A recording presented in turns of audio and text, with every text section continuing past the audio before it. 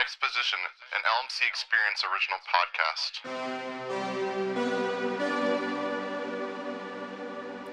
Welcome to the Exposition podcast. I'm your host, Micah Simms.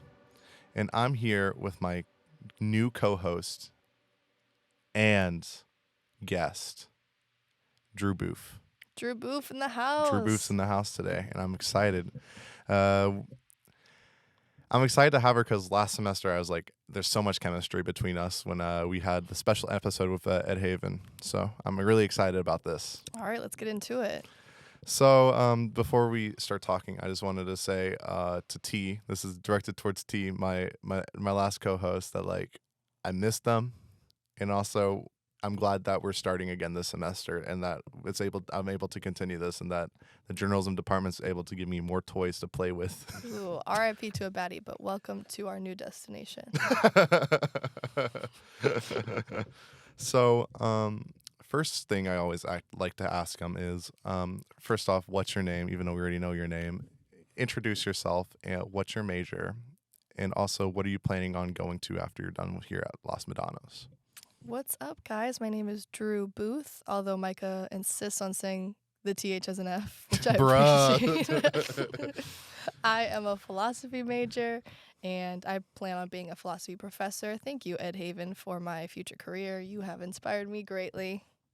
But yeah, that's pretty much what I plan to do. And this is our podcast called Exposition, which is something I'm really excited to get into this semester, especially considering I am looking to abolish all of those stereotypes with people who do podcasts.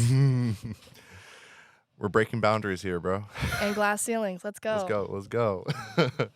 So it's just going to be me and her today because I would love for you guys to meet a really, really, really, really, really, really good friend of mine that like is honestly is only one of the reasons I only come here, because she's like actually like so wonderful. So if you ever get a chance to see her on campus, go say hi to her. She'll say hi to you or just give you a scowl, which is nice too. Alrighty, so I have a question for you, and this is a question that I've always asked you. Hard hitting, okay. What's the meaning to life? Oh, I forgot we're not allowed to swear on here. Okay, let's see. What is the meaning to life? You can say shit. Okay, you know what? That's not my favorite, but that's progress. I like that. Yeah. Okay. I'll keep that in mind for later. What is the meaning to life? I recently read a book that actually Edward Haven recommended to me as I was leaving last semester, and it's called Woman in the Dunes. And I read it, and not only did I cry, but I did find out that personally my meaning to life is not aspiring towards something, but having the willingness to try every single day with no end goal. Just waking up and going to bed, going through the motions, that is enough. The meaning to life is building up your snowball, going up the hill, and then letting it roll down the hill and then doing it all over again the next day. Sisyphus be like. Yep, exactly. Have you read Albert Camus' Myth of Sisyphus? I haven't, but I have the overview of it. For sure, because it's very similar to one. But I was going to ask you more about the Woman in the Dune. Is that what it's called? Mm-hmm, yeah. What is that like? What is like a story? Or is it like just like an essay? No, it's a fictional book. So it's about this dude who goes in the dunes. Well, actually, so he's an insect researcher. So he goes, which is really, the whole book is really quite strange. But the meaning of the book is to keep trying no matter how terrible your life is, I guess. So he goes and he's stuck in the dunes forever and ever and ever. And he meets this magical, mystical woman, and he's like, "Hey, girl. What are you doing in a place like this, girl?"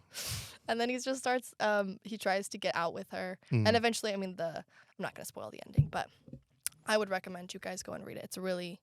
It's interesting book for sure. It's something like, it's kind of like, the vibe is similar to Metamorphosis. Ooh, that's a good one. The vibe is very similar to that. Kafka be like too. Oh my gosh. Oh my God, Kafka. Franz Kafka. The way he writes about women, he is an OG in my book. Kafka or the other guy? Kafka.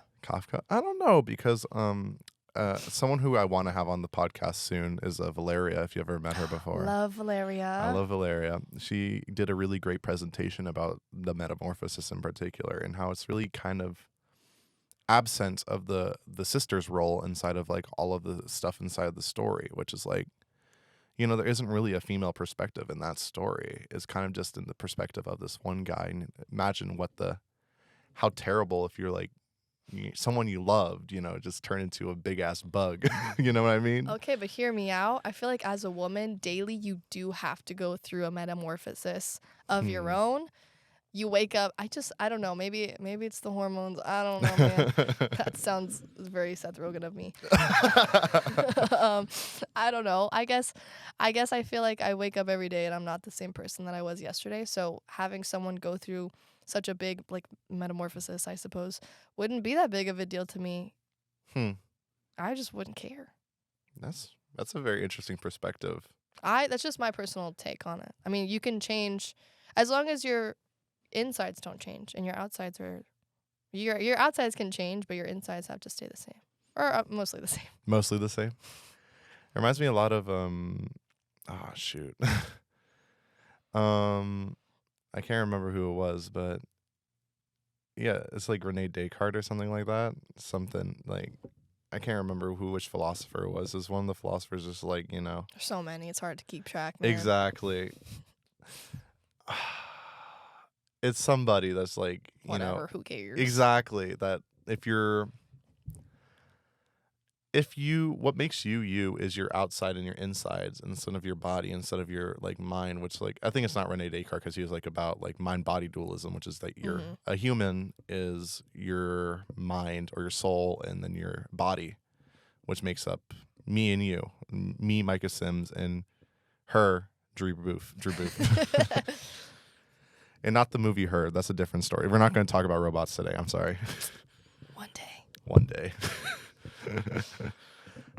Okay. And do you think like also, I think it's also very interesting, at least going back to like, being lost in the desert and also rolling up that damn ass rock is like about mundanity, like, in our lives. We just kind of feel like, it just feels like we're just like, we're not even like living. It feels like we're kind of just living. We're not really thriving. We're just pushing up this rock or we're going through that dune. Except that's the whole point about the book is you're forced to look at your circumstances in a different way. You're seeing it like, I have to roll this damn rock up against this hill one more time. If I have to do this one more time, I'm going to blow my brains out. That's one way of looking at it. My way of looking at it is I get to roll up this rock every day. And I have the privilege to roll up this rock. I have the privilege to go to school. You know how many girls in this world don't get to go to school? The women who are in the Taliban don't. See? Yeah. That's what I'm talking about, man. Also, upper education. Yeah, true. Most people can't even afford upper education. That's a luxury to have in this world. Also, having a job. Like some people have, like I look at my life not in accordance to what other people's lives are, but in my perspective, you have to have a positive, well, I guess not positive, but just like a realistic outlook on your life. Because if you look at it like, oh, here we go again, this damn rock, like you're not going to want to keep doing it. Yeah, you're right. So you have to look at it in a different way. Maybe that's Delulu, but I am a proud member of the Delulu Mentions. I think also it's like a way of coping, maybe. Oh, like, for sure. Absolutely. It's a lie. It's maybe.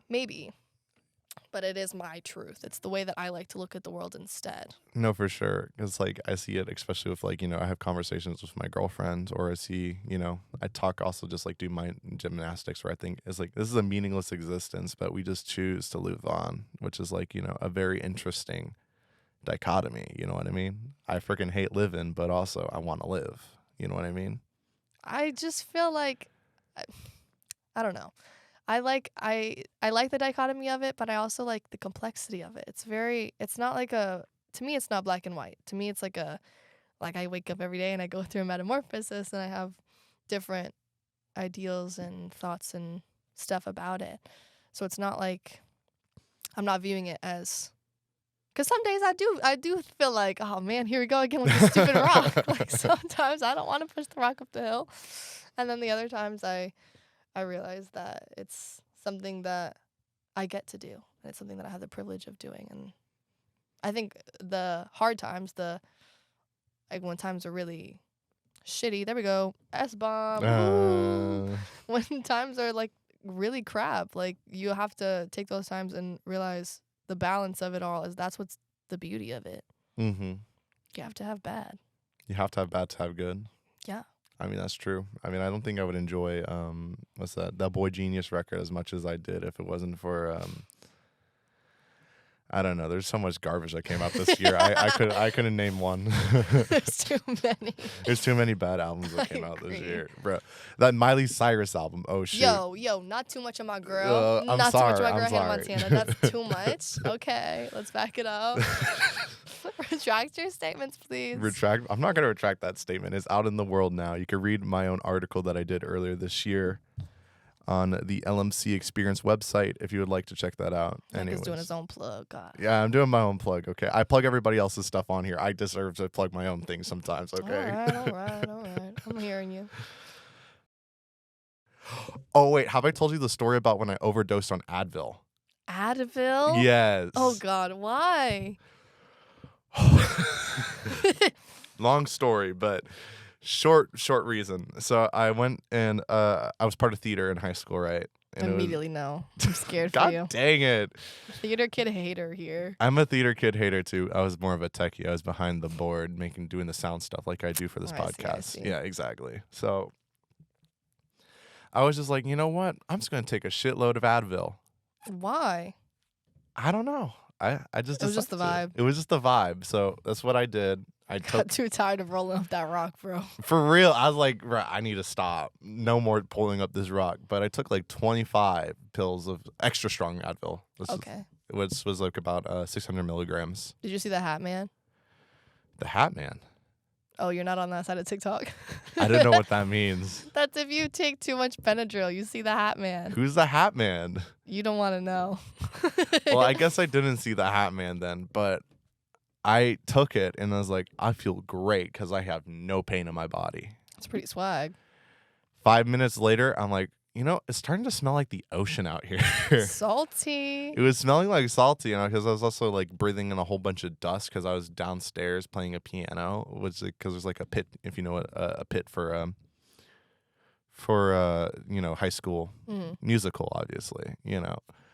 I was down there and I was breathing so much. I'm like, oh, maybe it's just the scent. And I go up. I'm like, the smell is getting worse every time I go upstairs. The pressure is getting worse. It was getting like a lot worse. And then I was like, oh, my eyes are starting to burn. And then like I fainted for a few minutes, like 15 minutes, and I was woken up by my my sound guy. He was like, Micah, what the hell had just happened? And I was Always like, the drama queen. my eyes were bloodshot red. And then he was like, oh my God, I think I need to take you home. But we have to finish this thing first. So I was waiting there for 4 hours in complete agony. You should have been taken to the hospital, bro. Real. Why did you think this was a funny story? Oh, This God. is an incredible story. All right. And when I got home, I was like, hey, Mom, I took way too much Advil, Mom. And she's like, yeah, you did. I could tell by your eyes. Roll it in the Advil. Rolling in that Advil. So those people taking drugs, like, don't take drugs. Do Advil instead. Don't do Advil either, kids. Don't do drugs at all. Don't do drugs at all, okay? These are stories to tell you not to do drugs, okay? Do as I say, not as I do. Actually, you can do as I do. I don't do drugs. Anyways, I'm sorry. That was very, very interesting time for me, you know, high school. Actually, I was curious what you were like in high school. Oh, God. Okay. So I was homeschooled for half of it, actually. Really? Yeah. So freshman year, I'd say second best year of my life, which is really strange. Most people's freshman year is not great. Yeah. But mine was fantastic. My best friend at the time, well, it's still my best friend. And she and I were together almost every waking moment. When we weren't at school, we were together. When we were not together, we were sleeping. And the next day, we'd just be together anyways. She was like, we were always attached at the hip. It was a great time. For sure. And then sophomore year, in the middle of sophomore year, she got a really bad heart condition. Oh, no. And she had to leave school, and she had to have surgery for it. And I think just because we were so attached, I think I also started to develop some symptoms from her. Really? It was such a strange phenomenon. The doctors could not figure it out because I started getting tachycardia. I just started, like, my heart rate just raced and like up in the like 170s. 170s. Which, if for those of you who don't know, the normal is 60. Yeah. And that was a really strange time for me. So I also decided to quit school, I guess. Well, I didn't quit. I mean, I just went homeschooled just like she did. So we were homeschooled for, she went homeschooled for the rest of the high school career, but I was homeschooled for half of sophomore year and all of junior year. Yeah, it was a good time. And then senior year, it was kind of like freshman year all over again, but without my best friend, which kind of sucked. That sucks. It did suck. It was not great. She was still homeschooled, and she still couldn't like go to school and stuff because she had her heart stuff that she had to deal with. She was going to doctors at all times, so that was not the best. But we make do. I was a cheerleader for freshman and half of sophomore year. Which, if you know me, that's a shock to most people that I was a cheerleader. That is a very big shock to me. I always hear you like darkness, tragedy, death. She's literally the Batman for real. I'm the Batman? Yes. Oh, RJ said that's the highest compliment that you can give to a man. As far as a woman, I don't know about that. Batman's my least favorite, which is funny probably because we're exactly the same. That's probably a telltale sign about something I should tell my therapist. Yeah. So, yeah, I was a cheerleader. I was in cheerleader from 7th, 8th, 9th, and half of 10th grade. I do know how to throw people up in the air, quite high, in fact. So if you maybe you're going to have to do that to me later. I think you got to be at least 120, and then we'll talk. All right. I'm going to stop eating for the next couple weeks. Please all right. don't. We're not educating for EDs anymore. We do not support ED. I mean, we support you if you have an ED, but we don't support you having an ED. Wait. Oh, no. That sounds terrible. Wait. Micah, just stop. I'll shut my mouth. That's so bad. We love our eaters. We love our eaters. We love human beings. We love human beings. And if you have human beatings, I love human beatings. What are you talking about? You're the worst. And Berkeley, you see Berkeley, if you're hearing this, you did not hear anything we said. Oh, no. No, Micah, I forgot. What? No, I'm just joking. This is an educational podcast. I forgot. This is a bit of educational podcast, but that's okay. I might just skip that beginning part. We'll post it. Okay. What other questions do you have for me, mister? I have a lot. There's so many things we could talk about. Like, Shoot. I've always enjoyed your just outlook on life, where it's just like, you just blow with the wind. You just like, You think? Yeah. You think I'm a go with the flow kind of girl? Yes. Oh, not at all. Not at all. I think this is the thing about me. I think I don't blow with the wind, as he says so eloquently. I think I just kind of structured myself around the idea that crap is just gonna, like, life around you is gonna change. And I'm kind of just settled in that fact, and I've accepted it. I accepted it a long time ago, though, that life was gonna change, and you just have to accept it. I also think that's the most beautiful thing about life, is that it's supposed to be different all the time. It's supposed to be ever changing. Ever changing. I don't know, because, like, at least I'm going to get a little personal for a few minutes. I don't know if people feel like changing. I don't know. It's just hard to change, because especially when you look at, I mean, I know I've changed, but, like, if you look at me, like, 5 years ago compared to me now, as, like, a disgusting person that you would have seen in front of you. I don't know about that. No, because I was like hella transphobic and homophobic, and it was like also borderline racist, which was really bad, which is so weird hearing from me now, right? Very strange. I wish you could have seen my face that I just made, guys. It was very like a recoil, like, what? Yeah, no. I've definitely grown, but I don't know. It's hard to grow more than when you've like grown so much, I guess. I don't know, where am I supposed to go now? I'm trying to the best for my community, trying to help everybody out, but it just doesn't feel like enough. I don't know. I guess it never will be. Your existence is just a little tiny speck on a big old rock. So, That's true. which is a beautiful topic. I love to talk about that you are just a tiny speck on a little rock. Be sillier. Be sillier. I'm advocating for everyone listening right now. Be sillier. If you're on BART and you're listening to music and you're afraid that if you like tap your foot you're gonna annoy somebody next to you, tap your foot. If you're afraid, like you're skipping down the street and you're afraid somebody's gonna judge you, skip down the damn street. Skip. If you're afraid about what other people think of you, get that thought out of your mind. No one cares. Also, if they do care, they'll pay you money for it. Have you ever thought about why Tim Burton is so rich? Why? Because he's weird. Because he's so weird, and people enjoy that about him. People enjoy that very strangeness. It's an enigma that they want to figure out. Being mysterious. It's not really being mysterious, but it's being yourself. Being yourself. Being yourself is something that people are drawn to, no matter what it is that you're saying. If you think that this is what is going to align with your spirit, do that. People are going to understand. And if they don't, screw them. Who cares? Align your spirit with how you think it should be aligned. Do whatever you need to do. Be sillier. Sillier. This is me and Drew are starting a cult called Sillyism. And it's gonna be, you have to be silly every day. You actually have to dress up in a jester costume. God damn. No John Wayne Gacy's, please. I will be the queen and you have to amuse me every day. Actually, no, that is what you need to wake up. What should I do to amuse Drew today? That is how I want you to view life. That's how you view life. How am I supposed to make Drew happy today? How am I supposed to bemuse my queen? God dang. I think that's worse than just rolling up that rock. That's how you roll up your rock, huh? And also, I want to also put out that Drew is one of the most talented women I've ever met. I'm not going to lie to you. Why do you say that?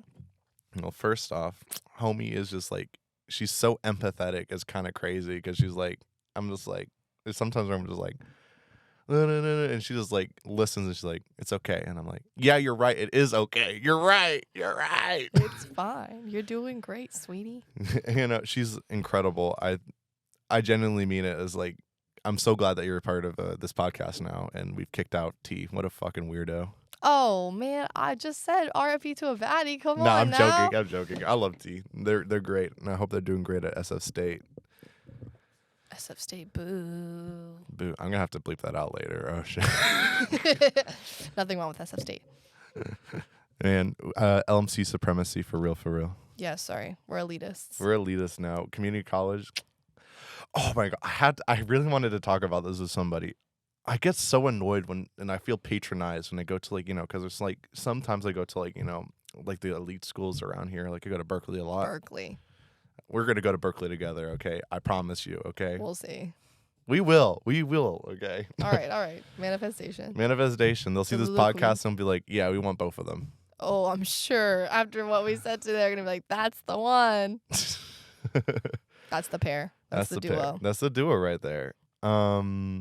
Oh shit, I lost my thought. Oh, but I know it's like I kind of realized this last year, especially when I started here with I was with my one of the girlies, the girly squad that I was a part of at that time.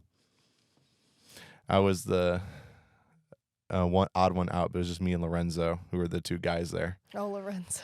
Me and Lorenzo were there, but we were at we're at Berkeley, and like her car, Catherine is her in this situation, got her car towed, and then you saw like all of the little frat boys over there laughing. I'm like, ha ha ha ha! You didn't know that because don't go to a freaking you don't go here, ha ha ha ha. She doesn't even go here. You guys don't even go here, and I was like, what the hell? What the hell? Like, chum buckets, man. It's like, especially when you talk to a lot of them, they're like, oh my gosh, you're going to community college? That's so smart. Yeah, I get a lot of that around here. Well, back home being the South, by the way. Back home, I'd say that I'm going to community college in California, and they're like, oh, California. And they say it with like that very condescending tone. They're like, oh, okay, girl. Then the community college was like a double whammy. They're like, oh, you couldn't even get into a 4-year. I was like, girl, I got into UCLA and Berkeley, but it's expensive. It is an expensive college. Like I said, upper education is a privilege, and it is something that other people should be very mindful when speaking about, because this is not something that a lot of people have access to. Going to a UC or going to a 4-year college and having that very special education is not something that a lot of people can afford, especially if you're coming from out of state. What is that about, by the way? The out of state crap. Like, what is that? If I want to come from out of state, if I want to get out of the racist trash South and I want to come to California, I should just be able to do that. Why do I have to pay $200,000 a semester just because I'm not from here? Well, now you are, because you're technically a citizen now, right? Yeah, a citizen. I've been a citizen. I just haven't been a California resident. I A just got resident. my California residency. Woo! I just got my California residency a couple That's my months girl. ago.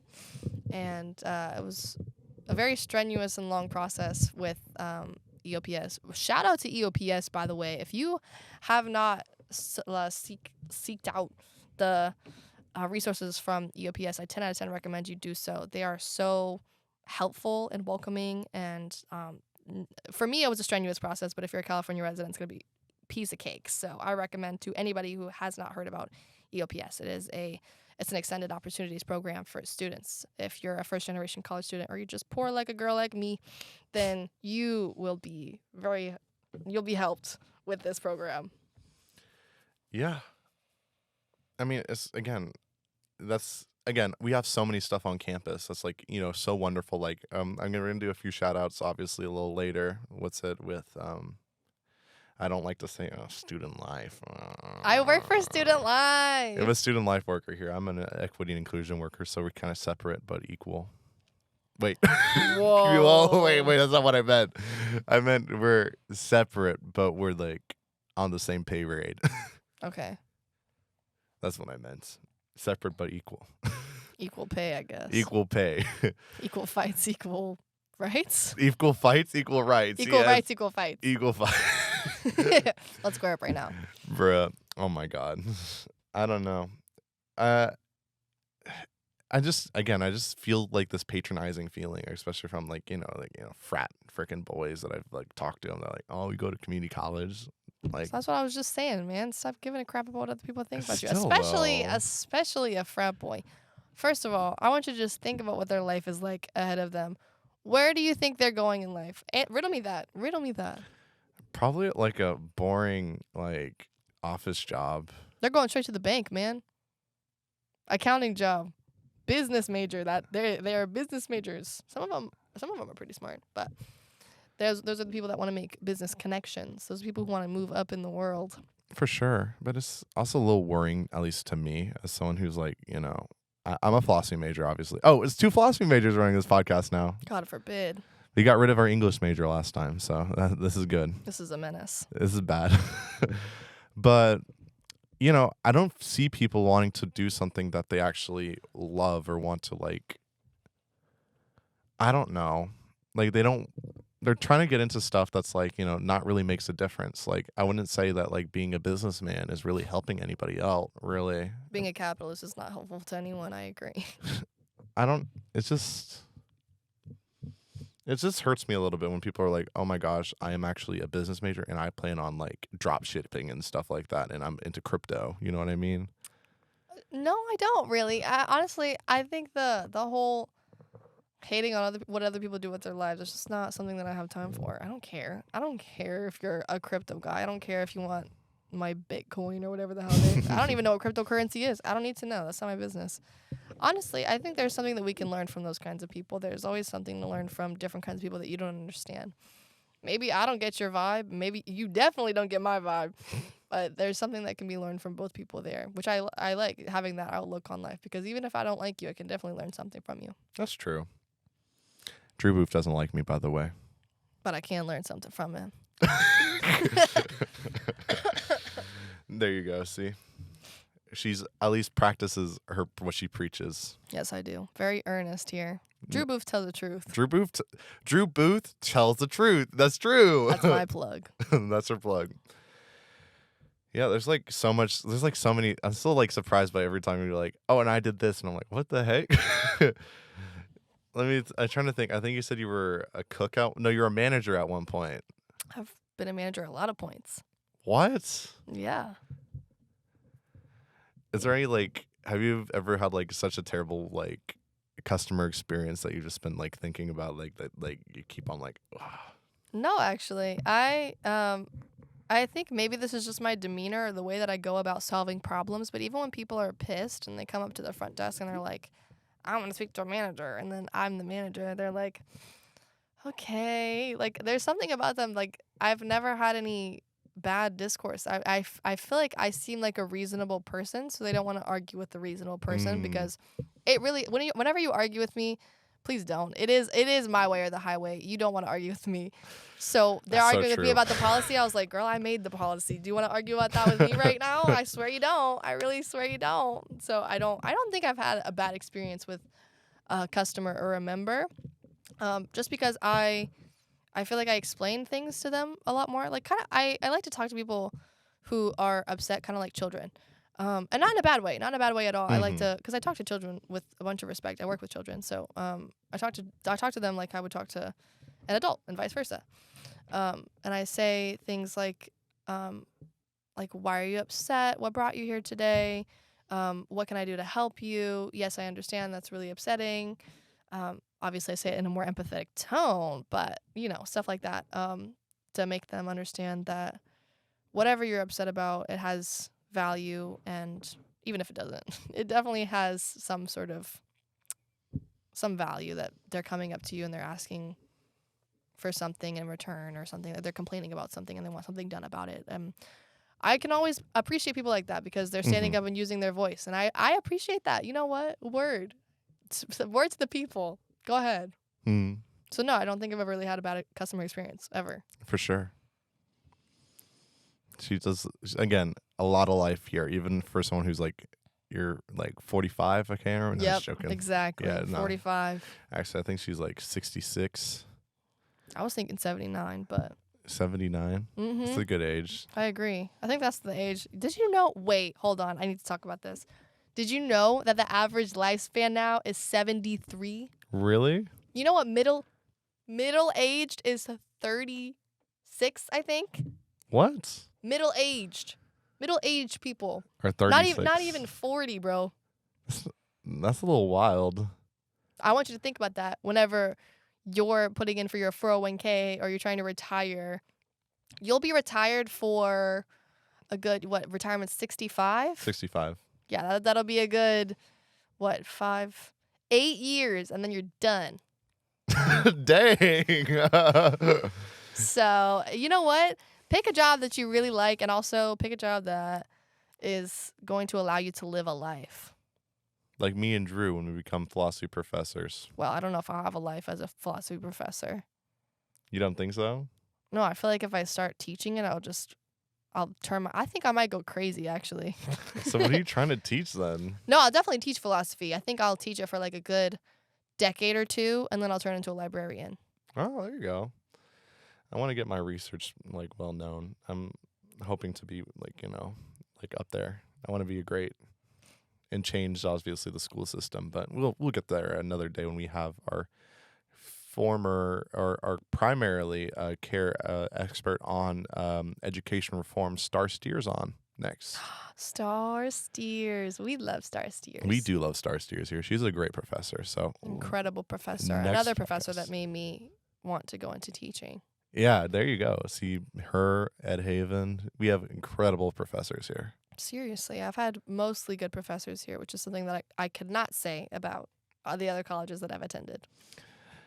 Same. I'm not going to name any names, though. We'll keep that on lock. We'll keep that down. We'll keep that, quiet. I don't want to spread some rumors or anything, but... Keep it on the DL. All right.